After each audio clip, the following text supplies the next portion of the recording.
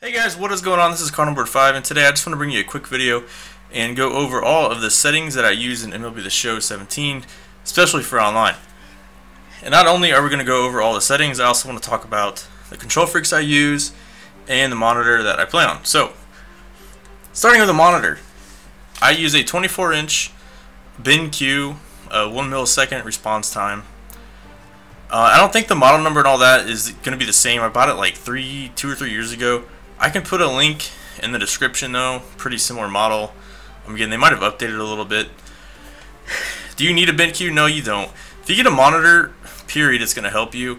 If you can keep it under 10 milliseconds, it's going to help you. And really under 5 seconds, or 5 milliseconds or less, you're really not even going to notice.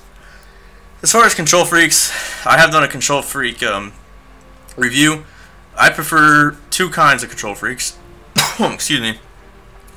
I prefer the CQC or the CQCX. The CQC are the green ones, and the CQCX are actually black, and they kind of blend in with the controller. And the CQC X are actually convex, while the CQC are concave. Now, I have a review on that. What I'm using right now, they're both CQCX, so they're both convex, and I'll put a link in the description for both of those. At one point I was using the CQCs, the green ones, for hitting. Everybody's different though. I heard some people like some of the longer control freaks for their pitching. Some people like maybe longer ones for the hitting. It's just, you're gonna have a trade-off. The longer you go, the harder it's going to be to put that PCI where you want it as quick as possible, but you're going to get a little bit more accuracy between those fine lines between, you know, medium high to medium. So those little spots you can't get to with the regular analog, the longer they are, it's going to help you be a little bit more precise. So I can link those in the description as well. Really, it's really just a matter of preference for the control freaks, to be honest. Now, as far as actual settings, I'll go over general settings. I use strike zone. Well, this isn't what we're talking about, but I'll go over hitting cameras first. I use strike zone, as you guys can see. A couple years ago, they took out all the main hitting views that I liked. I've always been a big fan of strike zone though, and it's really the best strike zone if you're looking to play competitively and give yourself the best chance. If you just want to play for aesthetics, you can play with zoom, you can play with fisheye. Just personally, I don't see any advantage to those. I would rank the second best camera for hitting probably, it's kind of tough, but I would probably put, if I can find it, offset zoom, but it's still somewhat of a fisheye lens, so it's still a little bit, the picture's still a little diluted, and it looks like he's really far back. If you want to try more of an original, old school one, retro, I would recommend retro or the Show 15. Those are both good, but strike zone is by far the best, especially for online play. It's a little awkward at first, but just get used to it if you want to be competitive. In play for view offense. Now you're probably thinking, why does this even matter?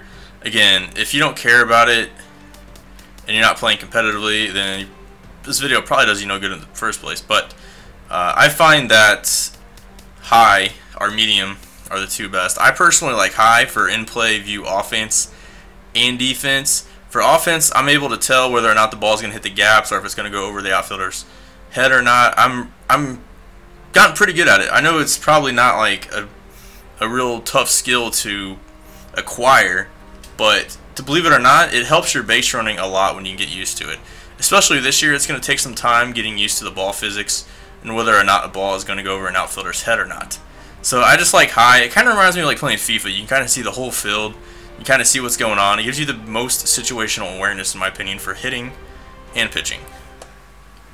Let's actually talk about the difficulty. Don't matter. For offline, I like to play Legend.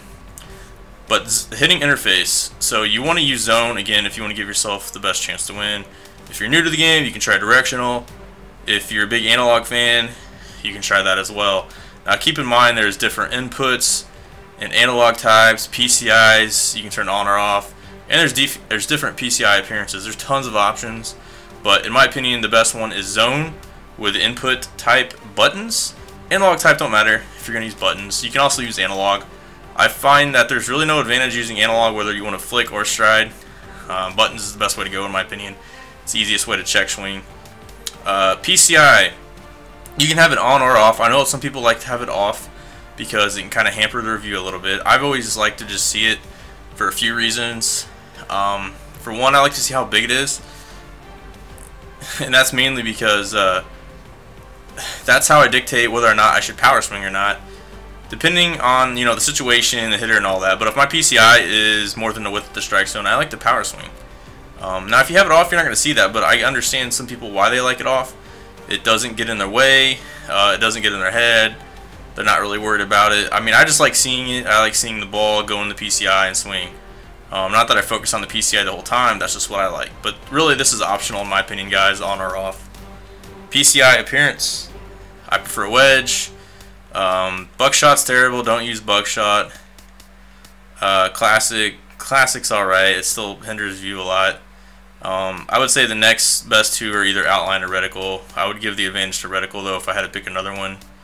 And outline's okay, but I prefer wedge because it resembles the barrel of a bat, and I believe it gives me the most feedback, the most precise feedback, I should say.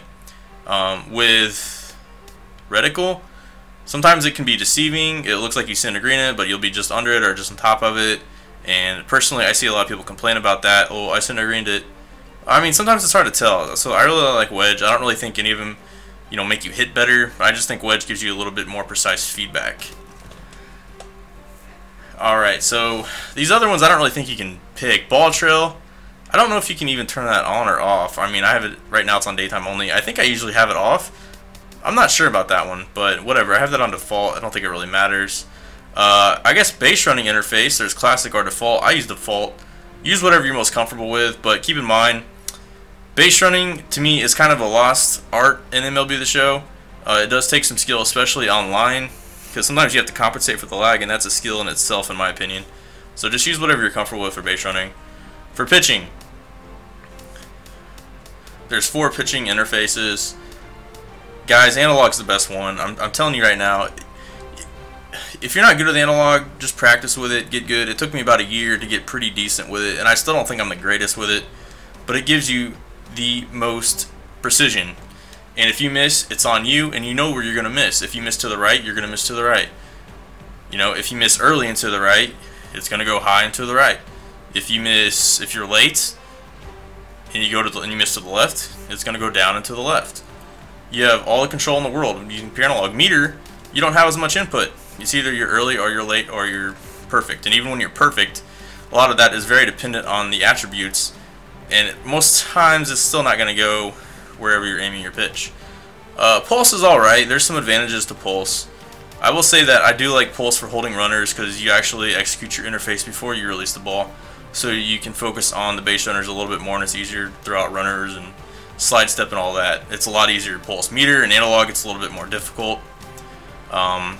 Meter especially, I'm very bad at doing like slide steps and all that when I'm using meter. Classic is pretty much a crapshoot. It is somewhat reliant on attributes, but when I've used it, I mean, I've heard that there is a little bit of control to it, and I'm not disagreeing with that, but I don't really think anybody online and playing competitively is going to use classic. I would recommend either meter, pulse, or analog, but analog's your best bet, guys. Practice with it until you get good. Pitching view. Now, there's 2 different pitching views that I like. I like pitcher offset. I don't know. I just feel like I'm the most accurate when pitching with it. I feel like my controls on the analog represent where actually the pitch is going on screen. It just all makes sense to me. Strike zone's not bad either because you're seeing the same reference points when you're pitching as when you're hitting. So like subconsciously you kind of see you kind of see the pitch come in from the same camera angle all game, and I think subconsciously that does help you a little bit to see pitches even if you're just pitching the ball, not hitting. Also, I feel like strike zone you can put really a lot of precision on where you want to put your pitch. I don't know if that matters as much, but I feel like when you use the broadcast or whatnot, you're really far out, and sometimes it's hard to just pinpoint where you want to put it and start your interface. I like pitcher offset though. I'm the most accurate with it. But the one disadvantage to using the offset is that you really can't see runners on second too well. Strike zone, you can see them all. So yeah, that's what I prefer. Pitcher offset right there. Pitch ball marker. Let's talk about this one. Again, this is really personal preference, but a lot of people probably aren't aware of this. You can actually turn it to pitch trail on, and I guarantee a lot of you guys have pitch trail fade because it's set to default. So it's going to disappear. I like pitch trail on because it's going to show you the break of the pitch, and the breaks are dynamic.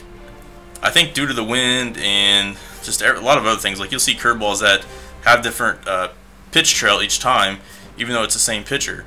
So one time a breaking ball might be more 12 to 6, the next time it might be more 11 to 5.